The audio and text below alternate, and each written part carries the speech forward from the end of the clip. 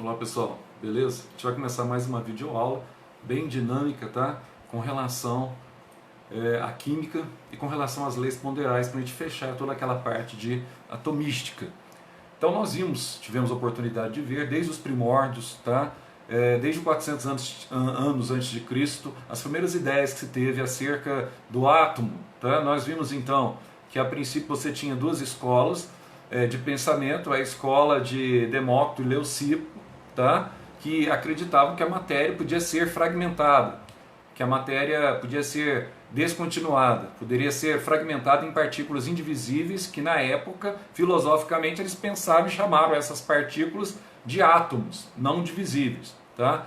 Assim como também nós vimos que um dos pais da sabedoria da antiguidade, Aristóteles, contestou essa questão da divisão da matéria e disse: não, vocês estão errados, vocês estão equivocados, tá? Porque a matéria, na verdade, ela é contínua e não pode ser o quê? Dividida, porque na verdade ela é formada pelos elementos essenciais, os 4 elementos, e à medida que esses elementos mudam, terra, fogo, ar, água, à medida que esses elementos eles vão mudando o seu estado físico, a matéria ela vai ser transformada. Então a matéria ela parte desses 4 elementos, e a matéria que nós temos hoje é uma modificação desses 4 elementos. Tá, então essas foram as ideias iniciais, tal, e quem tinha mais nome perdurou essa teoria por 20 séculos praticamente para a Igreja Católica, até que, né, com o advindo da alquimia, que era a mistura de ciência, arte, magia, com também química, que na verdade não encontraram nem a pedra filosofal, não conseguiram fabricar o elixir da vida eterna, mas eles contribuíram nos seus experimentos para a evolução da química atual, da química que nós conhecemos na atualidade. Tá ok? Então depois, né, veio aí alguns princípios estabelecidos por Lavoisier, tá? Alguns princípios estabelecidos por outros cientistas da época que conseguiram então provar que a matéria ela continha no mínimo 23 elementos, era composta no mínimo por 23 elementos. Então, na verdade, não era essa questão de 4 elementos essenciais. Então foram fundamentais para destituir o pensamento aristotélico. Tá? Então, destituíram esse pensamento aristotélico, acabou com esse pensamento, beleza, beleza, beleza, esse pensamento então saiu de circulação. Tá? Por quê? Com a evolução da química, aí depois, posteriormente, veio Mendeleev e começou então a instituir as regras para se formar a tabela periódica, ou a tabela dos elementos que agiam com periodicidade, que compunham essa tabela, que na verdade era muito mais de 23 elementos. Hoje nós temos 122 elementos, pelo menos, catalogados aí. Tá? Nessa tabela que você vai abrir, você vai encontrar pelo menos 118 elementos.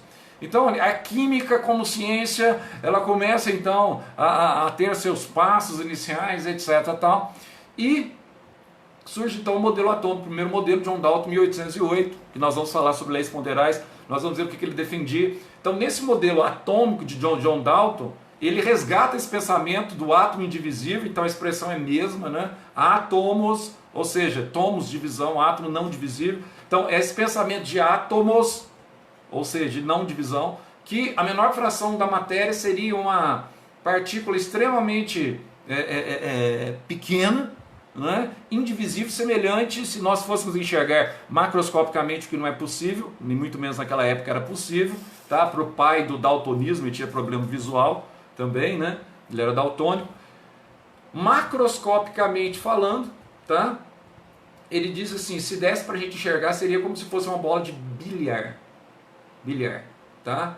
Essa bola, sinuca, ou se não, pode ser uma bola de gude. Não dá para ser quebrado, segundo o conceito dele, tá? E o átomo não podia ser divisível. O átomo era indestrutível e indivisível. Basicamente foi isso que ele disse. Aí depois, nós tivemos a oportunidade de estudar também os experimentos concernentes à ampola de Crookes, a formação dos raios catódicos, a origem desses raios catódicos, a composição desses raios catódicos, que na verdade, segundo Thomson, posteriormente, era uma massa elétrica. Tá? Era formado então por elétrons, esses raios catódicos. Aí veio Thomson e propõe um novo modelo, que é o modelo de pudins com pastas, né? Núcleos positivos incrustados em negativos, etc. Tal. E Rutherford vem posteriormente e destitui totalmente esse modelo, com aquele modelo que ele conseguiu provar, né? 1897 para 1898, DJ Thomson. Aí vem 1911, Rutherford, que aconteceu então a destruição completa da questão do átomo ser divisível, quando ele coloca aquela plaquinha de ouro, que você lembra bem, né? Ele emite ali radiações do polônio, radiações alfa positiva, carga positiva, e essa radiação ela consegue atravessar, na maior parte, ela atravessa a placa de ouro. Por que ela atravessa a placa de ouro? Porque ela tinha que ser atraída por algo que era atraído. Quem era esse algo que era atraído? A eletrosfera, né? Que era muito maior do que o núcleo. O núcleo era ínfimo em relação à eletrosfera. Então nós demos aquele exemplo para vocês, que o núcleo representa a azeitona no centro de um campo de futebol, né? Então o núcleozinho ali contém a maior parte da energia. O gramado inteiro é eletrosfera, tá? Então, para você dimensionar o tamanho aí de 1836 vezes com massa, tá, menor, ou com massa, tá, maior do que a da eletrosfera. Tá? Só para você dimensionar. Ele tem mais massa, mas tem um tamanho ínfimo em relação à eletrosfera. Uma azeitoninha no centro do campo de futebol. Aí ele provou que esse núcleo tinha carga positiva, embora só Chadwick que veio falar em 1932 dos nêutrons, mas a princípio ele provou que no núcleo havia concentração de cargas positivas, e toda vez que aquelas partículas alfa batiam no núcleo, elas voltavam. Quando passavam próximo do núcleo, cargas iguais se repelem, elas eram repelidas. Mas poucas eram repelidas. 99,9% atravessado, 0,01% era repelido ou voltava. Então significa que 99,9% passavam pela eletrosfera, porque a eletrosfera tinha carga negativa, conseguia atrair então as cargas positivas e começava então a manchar, tá? Aquela estrutura que se coloca, que é o sulfeto de zinco, tá? Que é o papel fotográfico, manchava mostrando lá que estava passando as partículas alfa. Pois bem, aí você tem então o modelo, tá, de Rutherford, que foi aperfeiçoado por Niels Bohr, que nós vimos, e posteriormente por Sommerfeld, tá, com relação às órbitas. Que na verdade o Rutherford propõe um modelo planetário, como se fosse sistema solar. Aí depois Bohr, 2 anos depois, começa a questionar com relação a essa questão. Aí ele estabelece os níveis de energia, que quanto mais distante do núcleo, maior é o nível energético, tá? Aí Sommerfeld ele contribui dizendo que essas órbitas na verdade não eram circulares apenas, mas eram também elípticas, tá? Os modelos que nós já estudamos dentro da atomística.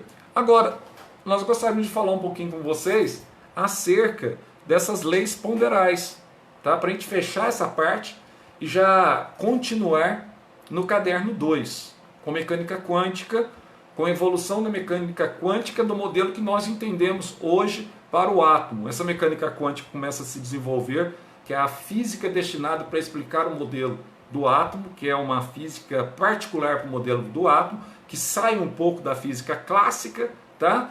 E essa mecânica quântica, ela serve perfeitamente para falar os nossos dias, embora em 1900, né, que ela começa a sua badalação, tá, com Max Planck. Tá? Nós vamos entender por que o átomo, na verdade, né? Por que a luz, na verdade, além dela ser uma onda eletromagnética, ela também é um corpúsculo que consegue, então, transportar matéria. Então, esse conceito dualístico aí da luz, tá? Mas isso é para uma outra oportunidade que a gente vai voltar depois para gravar a próxima aula nossa de Química dentro do caderno 1, que é do caderno 2 aí, né? Já entrando no caderno 2 e finalizando aqui o caderno 1, tá? Com as leis ponderais. Então, vamos lá.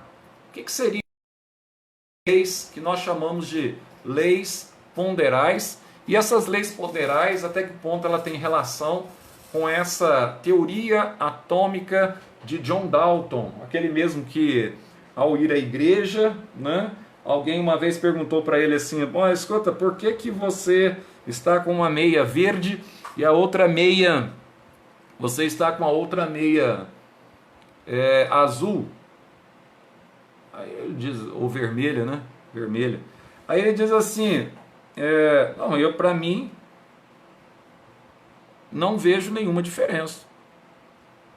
Estou enxergando a mesma cor. Aí descobriu-se que John Dalton ele era portador de um problema genético que hoje nós conhecemos como daltonismo, e o nome daltonismo, que obviamente você já ouviu falar, tá? Vem, tá, em homenagem a John Dalton. Então presta atenção aqui sobre essas leis ponderais. Isso aqui é bem facinho, tá?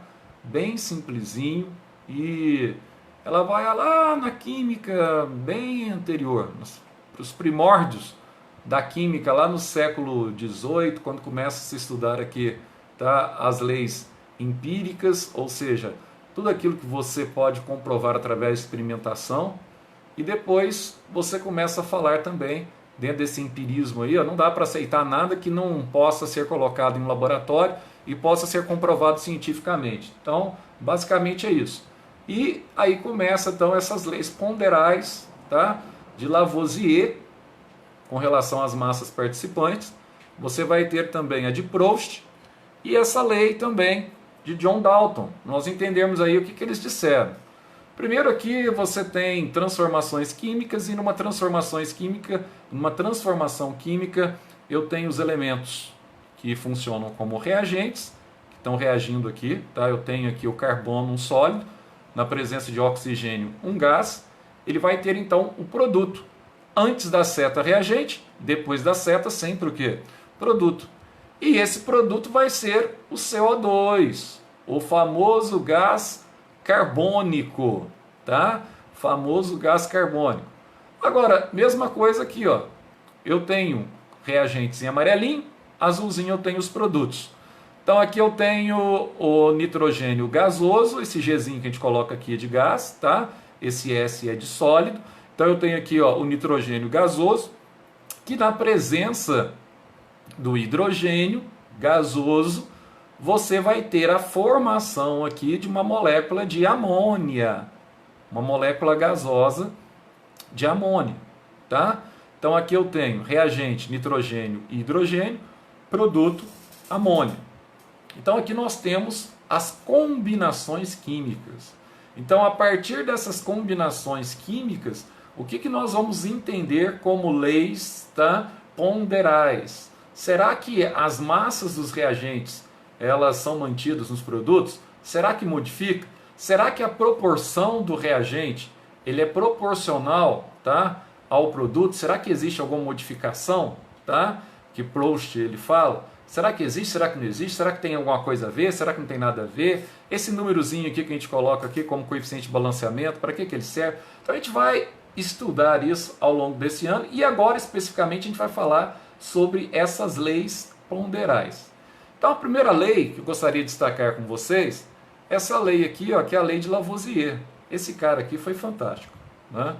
Ah, você que já viu sobre Lavoisier, você já ouviu falar sobre ele lá no ensino fundamental. Por quê? Ele disse essa cérebra frase aqui, né?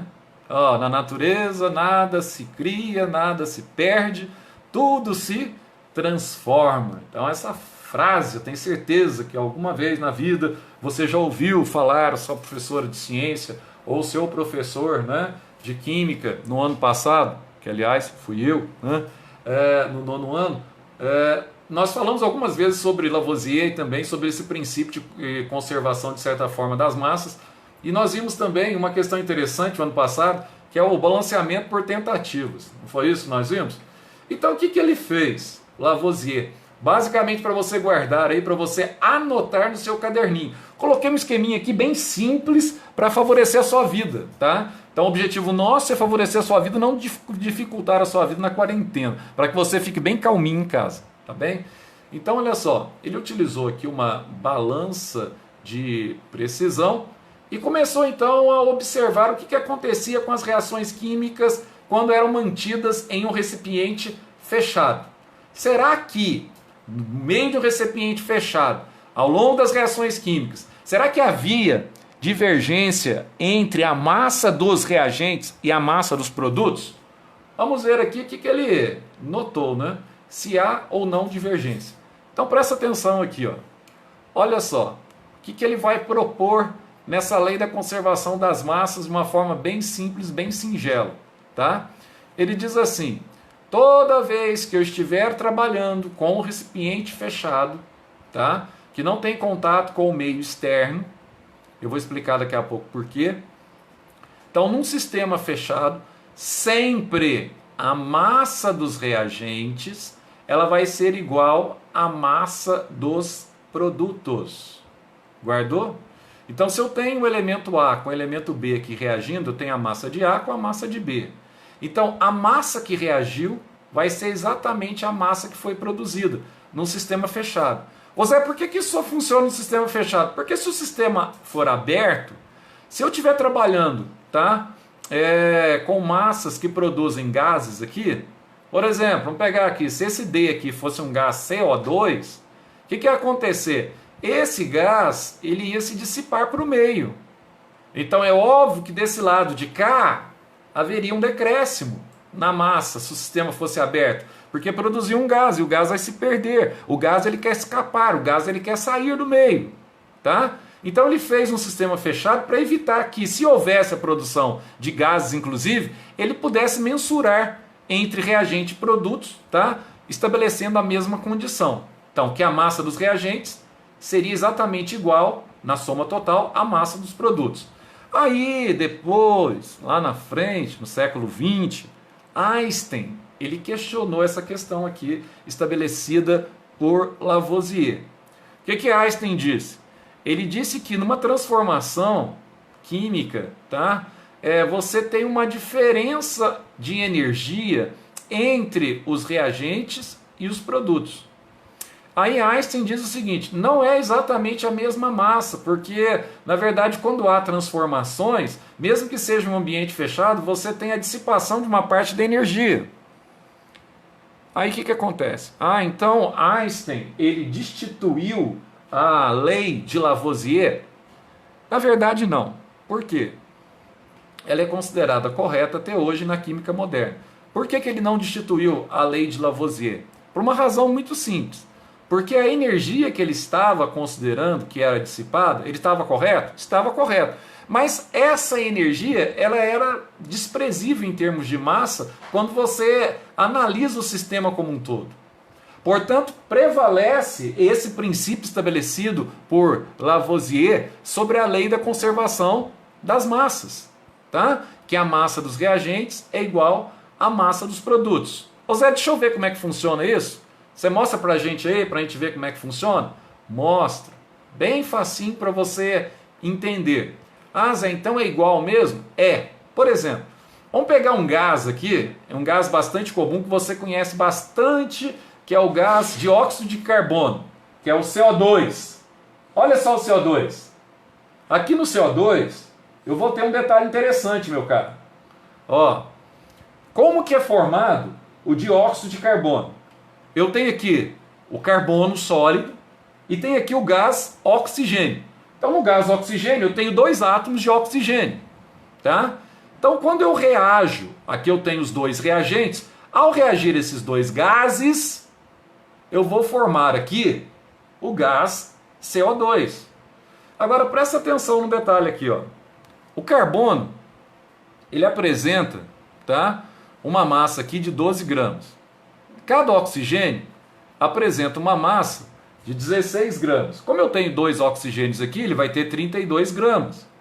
Tá vendo?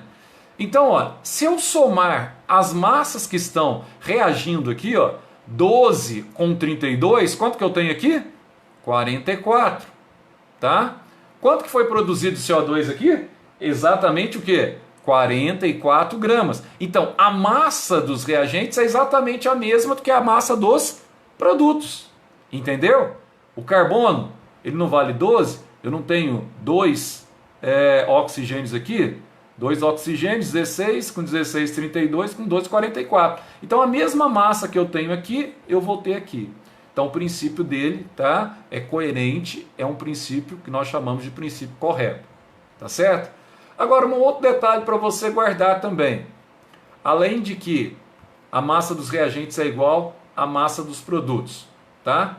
Sempre a massa dos elementos que constituem uma substância numa reação química, essa massa ela vai sempre permanecer constante. Até fiz essa anotação aqui para você não esquecer. Anota aí no seu caderno, meu caro. Anota tudo isso no seu caderno, que é extremamente importante, porque toda aquela parte de atomística você já tem tudo anotado, tudo completinho no seu caderno. tá? Você vai usar muito isso também no terceiro ano para você detonar depois no Enem, na prova do Enem. Chegar lá e arrebentar com a prova. Arrebentar no sentido positivo. Ir bem na prova, tá? Então presta atenção no detalhe aqui, ó. Segundo a lei da conservação das massas, os elementos eles não se transformam uns nos outros. Eles apenas realizam um sistema combinatório, tá? Então eles se combinam. Combinando quem aqui, ó? O carbono com o oxigênio. Para formar quem? O CO2. Então a partir dessa combinação você tem a formação da molécula do dióxido de carbono. Então você teve uma combinação. Então os elementos se combinam, tá? Segundo a proposta de Lavoisier, no caso aqui que é bem descrito e bem visível na questão do gás carbônico. Ah, Zé, o ambiente tem que ser fechado mesmo, né? Nesse caso aqui formou CO2, né? Se não fosse fechado, uma parte desse gás ia se perder, ia dissipar, aí as massas seriam diferentes, né? Exatamente, por isso que é fechado, porque ele é mantido num local em que dá para você estabelecer aqui, ó, dimensionar a quantidade, através de uma balança de precisão, de CO2 que foi produzido, que é exatamente igual à quantidade de carbono e oxigênio que foi reagido. Entendeu? Simples assim. Bom, essa é a lei então, de uma forma bem resumida. Você viu ali então a lei que nós chamamos de lei de Lavoisier. Agora vem Proust. O que é essa lei de Proust? Proust propõe aqui a lei das proporções definidas, tá? Então, ó, ele propõe um detalhe aqui, um pouquinho diferente, que agora sai um pouquinho da questão da massa, mas ainda mantém-se um pouco da massa, mas um pouquinho diferente daquilo que foi proposto pelo nosso colega Lavoisier. Ele diz que toda substância apresenta uma proporção em massa constante na sua composição, tá? Então, nesse caso, ele está dizendo que substâncias que são compostas apresentam uma composição fixa. O que seria isso? Olha só. Primeiro, vamos ver aqui a proporção que ele está estabelecendo aqui, ó. Ele está pegando aqui 2 moléculas de água como reagente. A partir dessas 2 moléculas de água, ele propõe que vai ser formada uma molécula de O2, que é o oxigênio, tá certo? E 2 moléculas de hidrogênio, que é o gás hidrogênio. Então, nessa proporção, ele está dizendo aqui que a quantidade que entra tem que sair. Resumindo, tá certo? Então, veja só o que ele está estabelecendo aqui, ó. Se a quantidade que entra tem que sair, aqui está entrando quantos hidrogênios? 2 vezes 2. Você vai lembrar também do balanceamento por tentativa que nós aprendemos lá no 9º ano. 2 vezes 2, eu não tenho 4 hidrogênios de cá? Beleza. Quantos oxigênios eu tenho de cá? Ó? 2 aqui, vezes 1 oxigênio, tem 2 oxigênios. Então eu tenho 4 hidrogênios e 2 oxigênios. Exatamente o que saiu daqui já de cá balanceado, ó. Eu tenho 2 oxigênios aqui e tenho 2 vezes 2, 4. Então, entraram 4 hidrogênio, saíram 4 hidrogênio. Reagiram 4 hidrogênio, foi produzido 4 hidrogênio. Reagiram 2 oxigênio, foram produzidos 2 oxigênios. Então, essa proporção nós chamamos de lei de Proust, ou lei das proporções definidas. Ah, Zé, será que isso é verdade dentro dessa proporção estabelecida por Proust? Será que é verdade isso, Zé?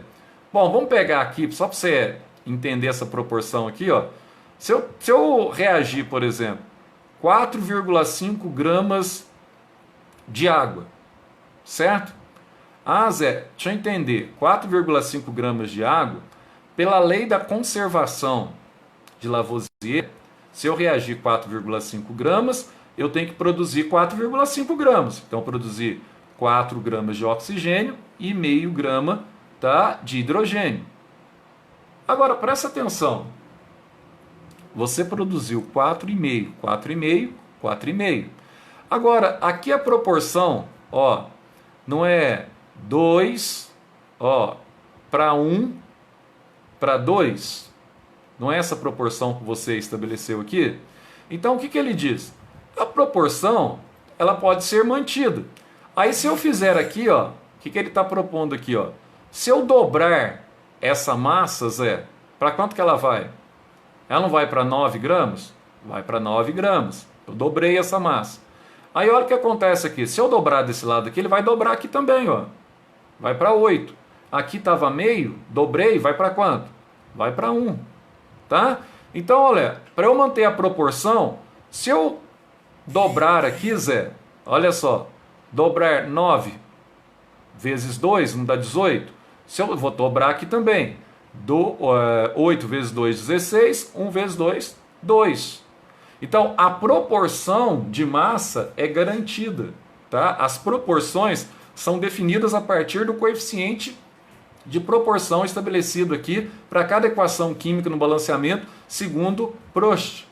Então, o que eu vou aqui? Se eu comparar a massa do hidrogênio, por exemplo, com a massa do oxigênio, em qualquer momento que eu fizer essa comparação, se eu pegar aqui, ó, meio sobre 4, vai dar 1/8. Se eu pegar aqui, ó, 1 sobre 8, também vai dar 1/8. Se eu pegar aqui, ó, 2 sobre 16, também vai dar 1/8. Então eu posso dizer que todas essas massas são o quê? Proporcionais. Então Prost, ele define isso, tá, como o princípio das leis, ou a lei das proporções definidas. Ou seja, toda substância apresenta uma proporção em massa constante na sua composição. Ou seja, substâncias compostas possuem uma composição que ele chama de fixa, tá? E de fato isso acontece, e a gente vai usar muitos desses princípios aqui na parte da química que a gente conhecida como estequiometria, tá ok? Olha o que ele fez aqui, ó, para mostrar.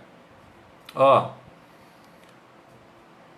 pegando o princípio dele, ele pegou agora o carbono e o oxigênio, tá? E formou aqui uma molécula de CO2.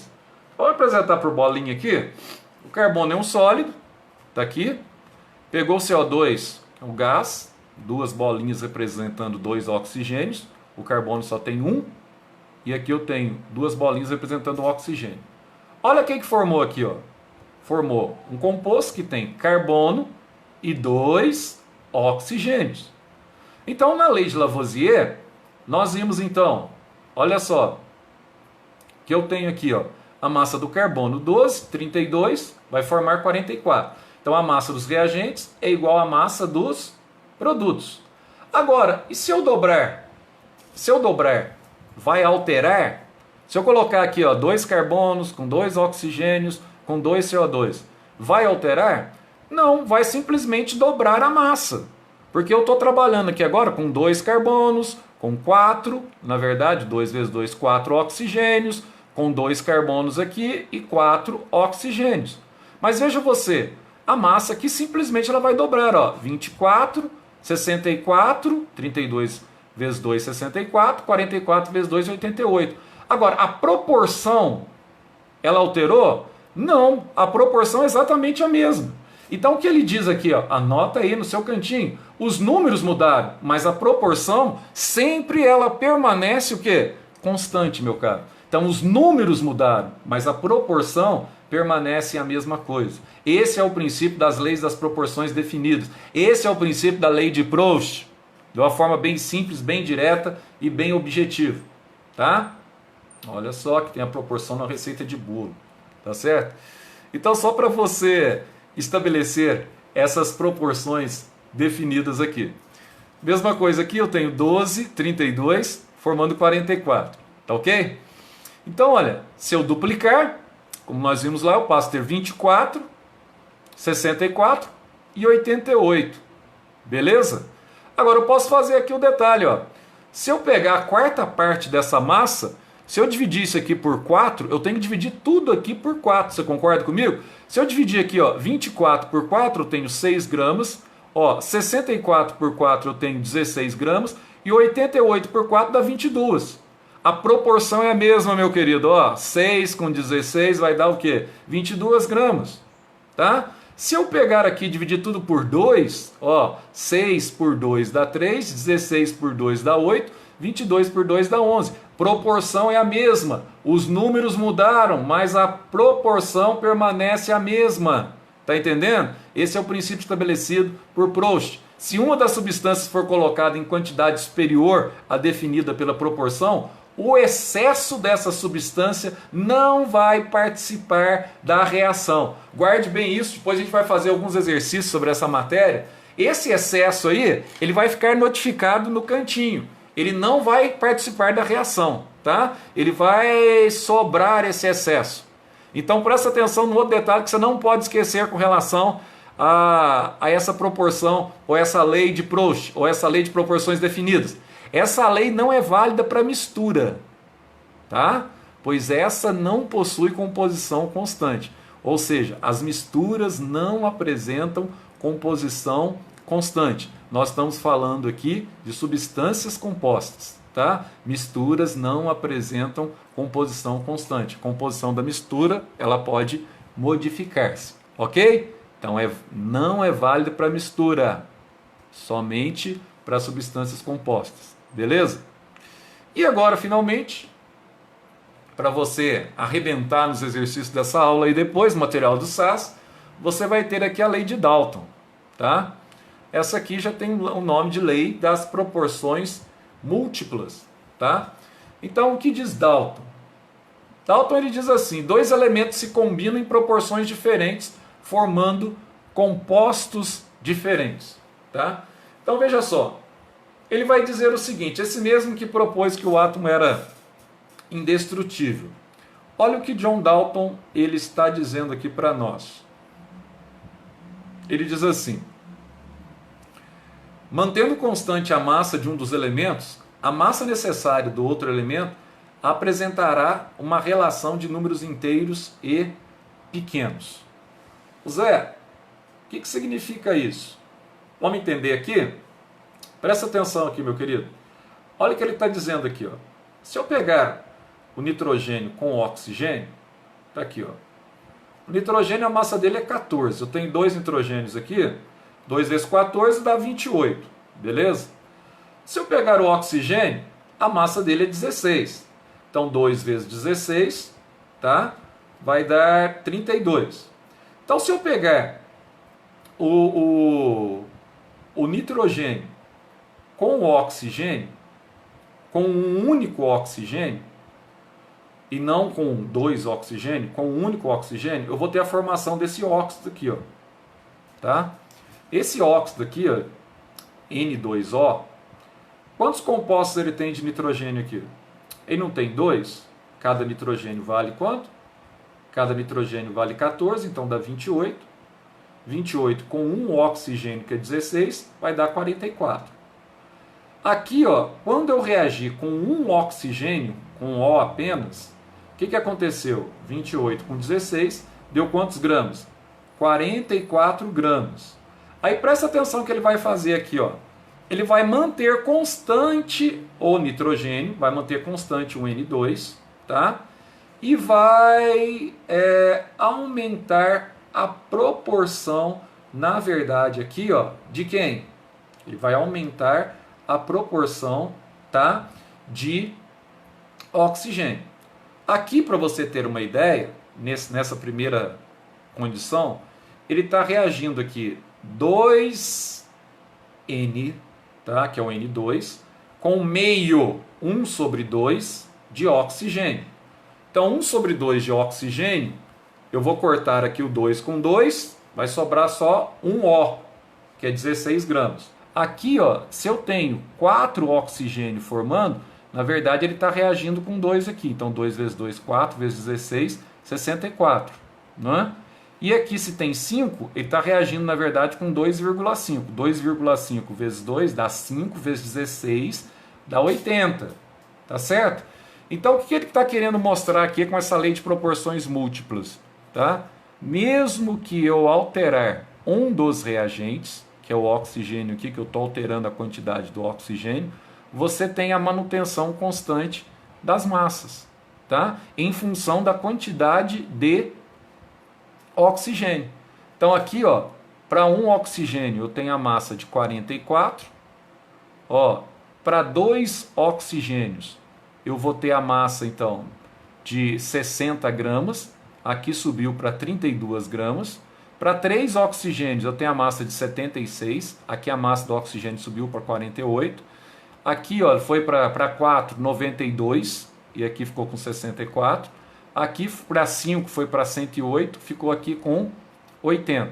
O que ele quer mostrar para você aqui, resumindo? Tá vendo que quando ele aumentou a massa aqui, ó, 16 ele dobrou, ó. Então ele, por Proust ele dobrou, 16 foi para 32, dobrou, 32 ele fez o que aqui? Aumentou o que? 16, foi para 48, então 16 somou 16 foi para 32, somou 16 foi para 48, somou 16 foi para 64, somou 16 foi para quanto? Para 80. Então olha o que ele está fazendo aqui, ó. Aqui quando ele dobra a massa, olha o que ele vai acontecer aqui, ó. Ele dobra a massa inicial. Olha o que aconteceu aqui com ele aqui, ó. Ele não somou 16 também? Ó, 44 soma 16 aqui, que é o valor que ele acrescentou aqui, acrescenta aqui, ó, foi para 60. 60 com 16 não vai para 76? 76 com 16 não vai para 92? 92 com 16 não vai para 108? Então, ó, ele acrescentou 16 em cada uma dessas aqui, ó, dos reagentes, acrescentou também no produto, na massa final do produto. Então, se eu analisar, ó, o produto inicial, quando ele dobrou a massa, olha o que acontece aqui, ó. Ele dobrou aqui, ó, 2 vezes, ó, produto inicial. Tinha 1 oxigênio, passou a ter 2 oxigênios. Então a massa passou a ser, tá, somou 16. Aqui agora, ó, ele tinha 44. Ó, passou a ser quanto? 76, porque ele aumentou 2. E assim vai indo, tá? Aumentou aqui 36, que aumentou 2 oxigênios. Então o que ele aumentar aqui, vai aumentar aqui. Então, em outras palavras, não precisa aumentar só nos 2 reagentes simultaneamente, tá? Se eu aumentar em um dos reagentes, automaticamente você vai ter esse valor igual aumentado no produto, tá certo?